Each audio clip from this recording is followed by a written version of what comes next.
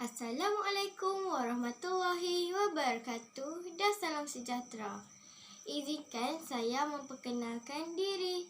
Saya Nur Syarifah Khairin binti Fatul Karib dari Sekolah Kebangsaan Konvent Teluk Intan. Hari ini saya ingin memperkatakan tentang kebaikan membaca sebagai amalan hidup sehari-hari. Walaupun sains dan teknologi pesat membangun, budaya membaca tetap menjadi perangsang kepada murid untuk berjaya. Pada pendapat saya, amalan membaca membawa banyak kebaikan. Tidak kira kita membaca bahan cetak atau bahan digital. Pepatah ada mengatakan, membaca jambatan ilmu. Banyak bahan yang boleh dibaca seperti buku, majalah dan akhbar, kit pembelajaran dan lain-lain. Semua bahan tersebut boleh diperoleh di mana-mana sahaja, seperti di perpustakaan, melalui internet dan kedai buku. Membaca boleh dijadikan sebagai hobi pada masa lapang. Kita sudah sedia maklum bahawa hobi membaca dapat memberikan banyak faedah kepada kita. Guru pasti selalu menyarankan supaya kita menjadi seorang yang rajin membaca. Ibu bapa di rumah juga selalu menggalakkan kita untuk mengisi masa lapang dengan membaca. Bahkan kerajaan di negara kita juga tidak ketinggalan melancarkan kempen galakan baca kepada semua lapisan masyarakat. Faedah yang pertama, amalan membaca dapat meningkatkan ilmu pengetahuan kita. Kita dapat mengetahui hal-hal berkaitan kebudayaan, sains dan politik.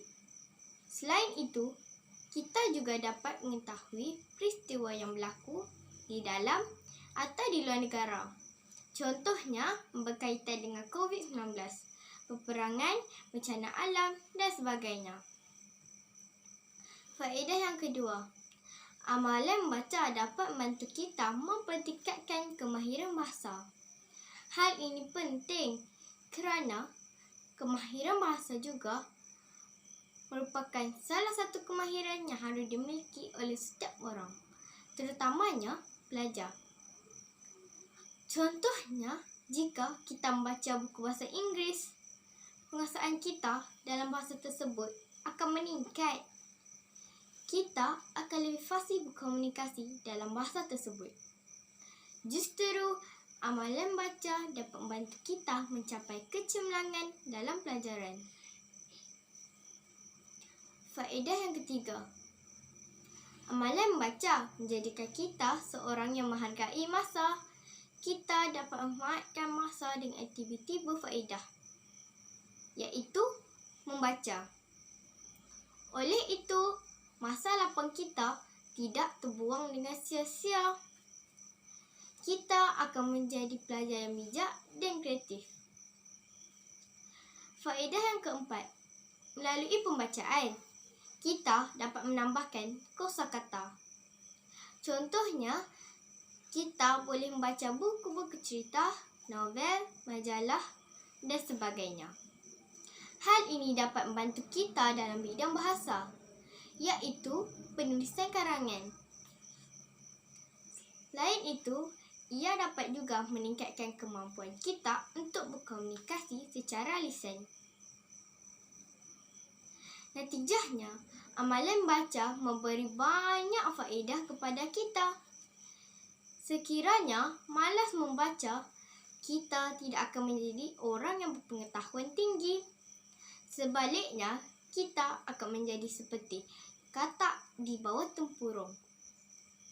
Sebelum berundur, saya ingin menyampaikan serangkap pantun. Petik buah rambai, panjat pokok duku.